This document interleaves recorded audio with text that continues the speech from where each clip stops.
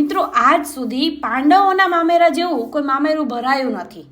અને કથા અનુસાર બાળપણમાં ભીમસેન જ્યારે ગાયો ચરાવવા જતા હતા એ વખતે તેમના હાથની આંગળી પર સોય વાગે છે અને લોહી વહેવા લાગે છે. અને નજીકમાં જ ધર્મા નામની એક રબારીની દીકરી પણ ઢોર ચરાવી રહી હતી. એણે જોયું એટલે ઝટપટ ભીમ પાસે આવે છે અને પોતાની ચૂંદડીનો છેડો ફાડીને પાટો બાંધી આપે છે. અને ભીમ આ જોઈને ગદગદિત થઈ જાય છે અને ધર્માના માથે હાથ મૂકીને કહે છે કે ધર્મા, આજથી તું મારી ધર્મની બહેન, અને વિકટ સંજોગોમાં મને યાદ કરજે, હું જરૂર આવીને ઊભો રહીશ એમ. પછી તો ખૂબ સમય વહી ગયો, બાળપણના કોલ પણ ભૂલાઈ ગયા અને ધર્મા પરણીને સાસરે ગઈ અને પાંડવો રાજા બન્યા. ધર્માને એક દીકરી હતી, એ પણ પરણવા લાયક થઈ ગઈ અને ધર્માની આર્થિક પરિસ્થિતિ બહુ જ કંગાળ હતી. ધર્માનો પતિ ગામમાં ઢોર ચરાવે અને ઘરનું ગુજરાન ચલાવે. અને એવા વખતે ગામમાં રબારી સમાજની બધી જ દીકરીઓના એક સાથે વિવાહ હતા.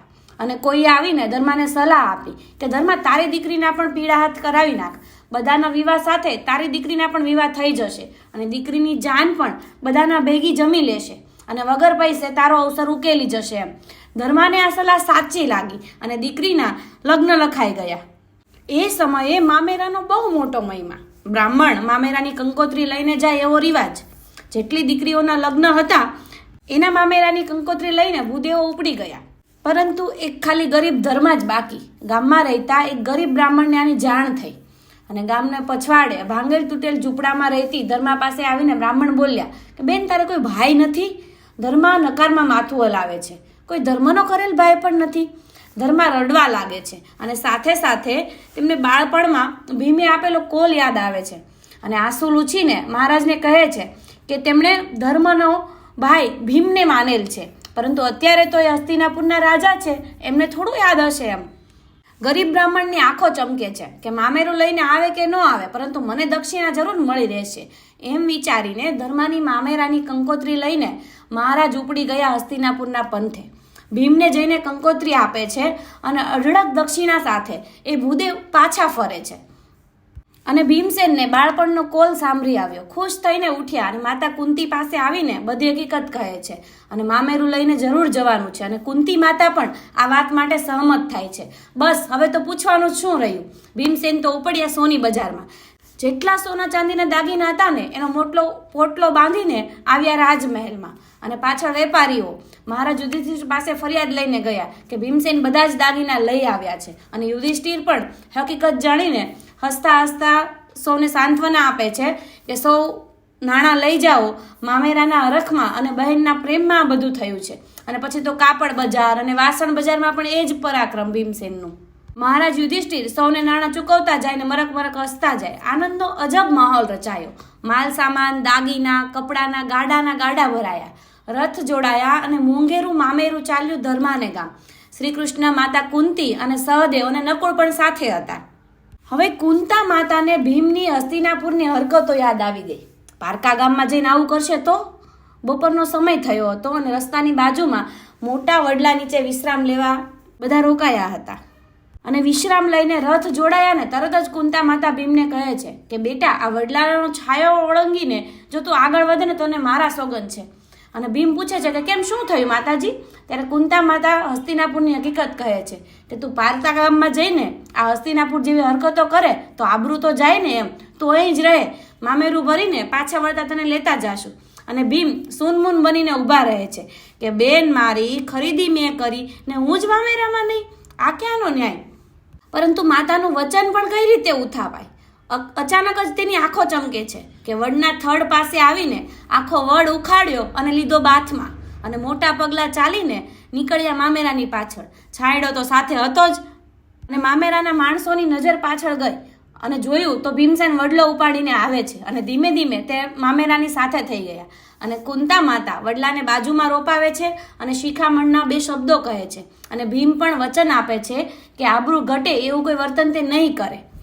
અને બહેન ધર્માનું ગામ આવી ગયું અને ગામના પાદરે જાતે જ ઉતારો તૈયાર કર્યો, કારણ કે આટલા મોટા મામેરા માટે ક્યાં સગવડ હોય. અને ગામ લોકોને પણ આ રસાલો જોઈને અંદરો અંદર વિચારતા હતા કે કોણ હશે, ક્યાં જતા હશે, અને કોઈને ધર્માનું મામેરું હશે એવી કલ્પના પણ નહોતી. અને ભીમ કુંતા માતાની અનુમતિ લઈને બહેનને મળવા જવાની ઈચ્છા વ્યક્ત કરે છે અને રજા આપતા જ ભીમસેન તો ઉપડ્યા બહેનના ઘરે.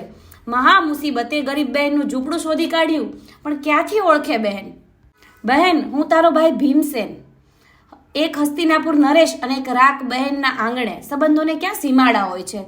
ધન ગળીને ધન ભાગ્ય છે ધર્માના. બહેન, આ તારું ખોરડું, આ તારા હાલ? વિચારોને ખંખેરીને થોડું હસે છે ભીમસેન અને બહેનને પૂછે છે કે હા બહેન, જમવાની શું વ્યવસ્થા છે એમ. અને સંકોચાતા બહેન એટલું જ બોલી શકે છે કે ભાઈ, બધી જાનો સાથે આપણે જમવાનું છે, 40 જાનો સાથે. ભીમસેન બોલ્યા, વાંધો નહીં બેન, પરંતુ જમણવારનો બંદોબસ્ત હું જોઈ આવું. મનમાં કંઈક ગાંઠ વાળીને ભીમસેન ઉપડ્યા રસોડે. બંદોબસ્તમાં ઉભેલા માણસોને પૂછ્યું, કેવીક બનાવી છે રસોઈ મિત્રો? અને મશ્કરી ભાવે કોક કહે છે કે ભાઈ, આંધળા છો કે શું? આ સામેના 5 ઓરડા રસોઈથી ભરેલા છે, લ્યો આ ચાવી અને જોઈ લ્યો અને જાઓ, ને પેટ ભરીને ખાવી હોય તો ખાઈ પણ લેજો એમ. હવે તો ભીમસેનને નહોતી મળી ગઈ. પછી વૃકોદરને તો પૂછવું જ શું? ઓરડા ખલતા ગયા અને ભીમસેન ઓયા કરતા ગયા. પાછા આવીને ચાવી આપતા એટલું જ બોલ્યા કે રસોઈ સારી હતી એમ. હવે જાનો આવી ગઈ, ઉતારા અપાઈ ગયા અને જમણવાર માટે યુવાનો રસોડે કેડ બાંધીને તૈયાર થઈ ગયા. પણ ઓરડા ખોલ્યા તો ખાલી ખમ.